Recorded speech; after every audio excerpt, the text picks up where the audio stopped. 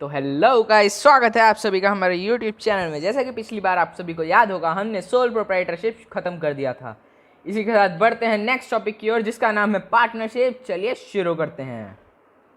तो टॉपिक आता है पार्टनरशिप। इसमें पार्टनरशिप का एक एक्ट भी है, इंडियन पार्टनरशिप एक्ट 1952। इसमें हमें पढ़ने की कोई ज़रूरत नहीं है, फिर भी अगर लिखें तो ज़्यादा अच्छा रहेगा। पहले पढ़ते हैं पार्टनरशिप में क्या है। The relation between the person who have agreed to share the profit of the business carried by all or any one of them acting for all. मतलब कोई भी जो हमारे दो कोई भी बिजनेसमैन होंगे, वो अगर जब हम अपने जो प्रॉफिट्स हैं वो शेयर करेंगे, अपने बिजनेस साथ में मिलकर चलाएंगे, वो हमारा पार्टनरशिप कहलाएगा। मैं आपको एक बार ड्रॉ करके भी बता देता हूँ। जैसे कि हम पार्टनरशिप में क्या होता है, पार्टनरशिप में हम देखते हैं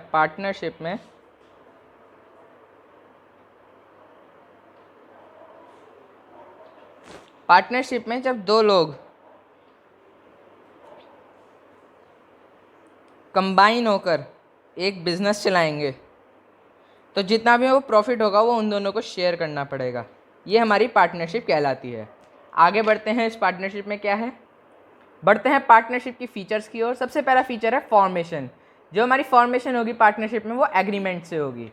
मतलब जैसा कि यहाँ पे पार्टनरशिप में हमने देखा, बिजनेस में जितने भी प्रॉफिट होंगे वो हमें बांटने पड़ेंगे, पर जब इन दोनों के बीच में पार्टनरशिप होगी तो इन्हें एक एग्रीमेंट भी साइन करना पड़ेगा। जैसे कि आपका इतना प्रॉफिट आपका है, इतना आपका है, दोनों को एग्रीमेंट साइन करना पड़ेगा। बढ़ते हैं नेक्स्ट की ओर। लायबिलिटी अनलिमिटेड होगी। लायबिलिटी अनलिमिटेड की होगी क्योंकि इसमें हमारे जो उधार होगा वो दोनों का देखा जाएगा, किसी सिंगल पर्सन का नहीं देखा जाएगा। जैसे इसमें जब हम देखेंगे, उधार देखेंगे तो दो जनों का देखेंगे, किसी एक सिंगल का नहीं देखा जाएगा, क्योंकि पार्टनरशिप में फॉर्म हो रहा है। पार्टनरशिप में फॉर्म होने की वजह से प्रॉफिट भी दोनों की तरह एक जैसा होगा, और उनका जो भी लॉस होगा या लायबिलिटी होगी वो सब भी एक दूसरे से शेयर करा जाएगा। चलते बढ़ते हैं नेक्स्ट फीचर की ओर। Risk bearing shared, decision making shared, और कॉन्ट्रीब्यूटी लैक ऑफ कॉन्ट्रीब्यूट। मतलब इन तीनों को एक बार एक्सप्लेन कर देता हूँ। जो भी हमारे बिजनेस को कोई भी रिस्क होगा, वो दोनों लोगों से शेयर करा जाएगा। किसी एक से भी छूटा नहीं रह जाएगा, या किसी एक को भी ऐसा नहीं कहा जाएगा कि नहीं आपका मतलब का नहीं है तो हम आपको नहीं, दोनों को बताया जाएगा। फिर इसके बाद जो भी हमारी पेमेंट होगी, प्रॉफिट होगा, जो भी हमारे बिज़नेस को लेकर रिस्क होंगे, वो सब भी दोनों से शेयर करे जाएंगे, दोनों को बताया जाएंगे कि इस हिसाब से काम करके हम बिज़नेस को हटा सकते हैं, बिज़नेस को बचा सकते हैं, रिस्क को कम कर सकते हैं। और जो भी हमारी डिसीज़न मेकिंग होगी, जो भी हम डिसीज़न बनाएंगे कि अब बिज़नेस में ये करना चाहिए, ये सही है या ये गलत है, ये सही है, ये सभी दोनों की सहमति के साथ ही होगा। कोई भी अकेला ही इसमें रूल नहीं कर सकता। कोई भी अकेला ये नहीं कह सकता कि चलो यही करते हैं, बिज़नेस में नया होटल ले लेते हैं, नई शॉप, ये ऐसा कोई भी ज़रूरी नहीं होगा। दोनों को ही सहमति होगी तभी वो चीज़ होगी बिज़नेस में। बढ़ते हैं मेरिट्स की ओर। और इसी के साथ एक बात और बताना मैं भूल गया कि इसमें हमारे 2 से 50 की लाइन में कितने भी हो सकते हैं हमारे पार्टनरशिप में। बढ़ते हैं मेरिट्स की ओर। मेरिट्स में क्या होगा, ज़्यादा से ज़्यादा फंड होगा। कैसे होगा फंड, क्योंकि जी दोनों काम कर रहे हैं, कभी कोई सुबह बैठ रहा है, कोई शाम को बैठ रहा है, मैनेजमेंट को भी ध्यान से देख रहे हैं, तो ज़्यादा से ज़्यादा फंड इकट्ठा होगा। Ease of formation and closure, जो भी हमारी फॉर्मेशन होगी बिज़नेस को चलाने की, वो थोड़ी सी बहुत ज़्यादा ईजी हो जाएगी कि दोनों एक साथ कंट्रीब्यूट करेंगे बिज़नेस को चलाने के लिए। बैलेंस डिसीजन मेकिंग, मतलब जो भी हमारा डिसीजन होगा वो बैलेंस होगा, कोई भी किसी को रूल नहीं करेगा, बैलेंस होगा। वो भी देखेंगे कौन दोनों एक दूसरे के खिलाफ भी होंगे, दोनों एक साथ भी होंगे कि बिज़नेस के लिए क्या सही है क्या गलत है, ये सब डिसीजन मेकिंग सोच के होगा। फिर आती है शेयरिंग ऑफ रिस्क। जो भी हमारा रिस्क है उसे शेयर करेंगे दोनों एक दूसरे से।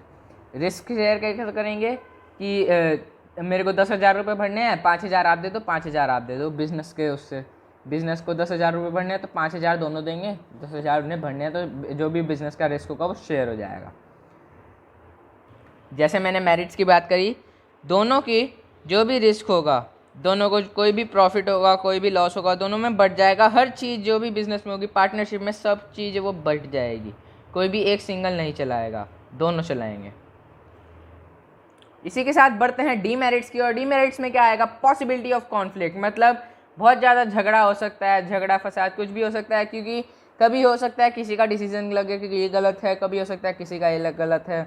फिर अनलिमिटेड लायबिलिटी हो जाएगी, क्योंकि दोनों की लायबिलिटी होगी, दोनों का उधार होगा, वो दोनों अनलिमिटेड हो जाएगा।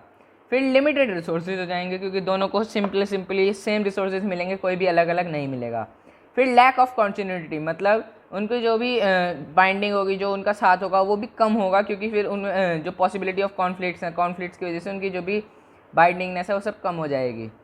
जैसा कि हमने डीमेरिट्स में पढ़ा, जो हमारा लायबिलिटी होगा दोनों का, लायबिलिटी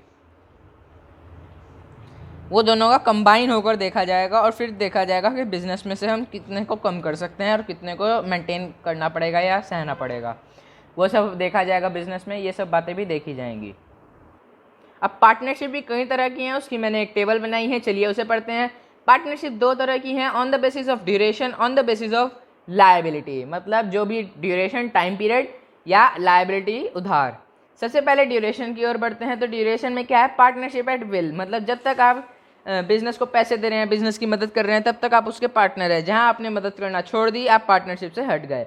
फिर पर्टिकुलर पार्टनरशिप, जो भी हमारी पार्टनरशिप है वो या तो सेम होगी, किसी एक चीज़ पे ही होगी तभी वो पार्टनरशिप काम होगी, एक ड्यूरेशन पे होगी तो ही वो चलेगी।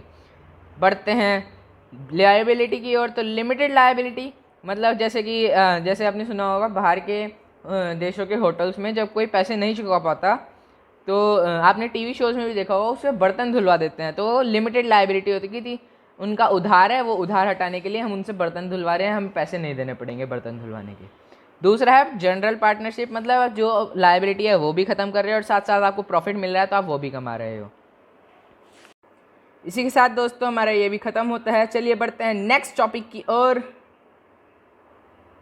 जिसका नाम आता है पार्टनरशिप में कैपिटल कंट्रीब्यूशन, मैनेजमेंट, प्रॉफिट/लॉन्स और लायबिलिटी। देखते हैं इसमें क्या है। इसमें हमारा हमारी एक्टिव पार्टनरशिप है, दोनों एक तरह से एक्टिव हैं, दोनों अपना काम ढंग से कर रहे हैं।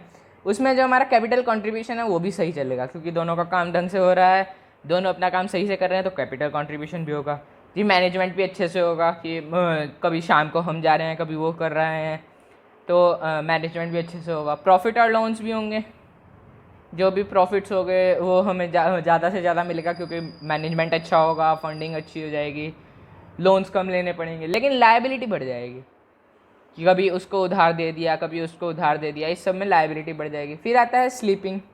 इसमें क्या है कि कभी कोई आ रहा है, कभी नहीं आ रहा है, कभी छुट्टी पे है, उसमें कैपिटल कंट्रीब्यूशन तो ठीक रहेगा, अच्छा रहेगा कि कभी आ रहा है कभी, लेकिन मैनेजमेंट बेकार हो जाएगा क्योंकि फिर उन्हें पता है कभी नहीं आने तो हम भी छुट्टी ले लेते हैं, वो कर लेते हैं।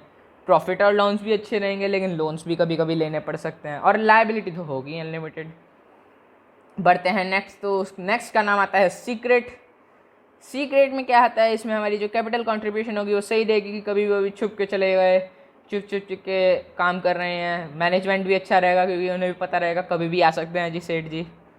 फिर हमारा जो प्रॉफिट और लॉन्स है वो भी अच्छे होंगे, और लेकिन लायबिलिटी फिर उसमें भी अनलिमिटेड होगी क्योंकि 2 से ज़्यादा जने हो सकते हैं, कोई इतने भी हो सकते हैं।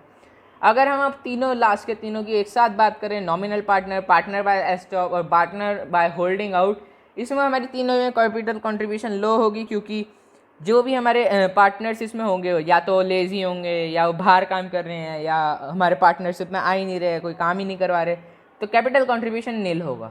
वहीं हमारा मैनेजमेंट भी बेकार हो जाएगा क्योंकि उन्हें भी पता है तो आने के ही नहीं, काम ही नहीं करने के, तो छुट्टी रहेगी, हम भी छुट्टी ले लेते हैं, मैनेजमेंट बेकार हो जाएगा, मैनेजमेंट को छुट्टी देनी पड़ेगी क्योंकि कैपिटल कंट्रीब्यूशन नहीं होगा। ना प्रॉफिट होगा, ना हमें लोन ज़्यादा लेने पड़ जाएंगे, लायबिलिटी अनलिमिटेड होगी। क्यों? क्योंकि कभी कोई आ ही नहीं रहा है, कभी छुट्टी पे है, कभी बाहर घूमने गए हुए, कुछ भी हो सकता है। इसी के साथ आज की वीडियो यहीं ख़त्म करते हैं, मिलते हैं नेक्स्ट वीडियो में नेक्स्ट टॉपिक के साथ, तब तक के लिए बाय बाय।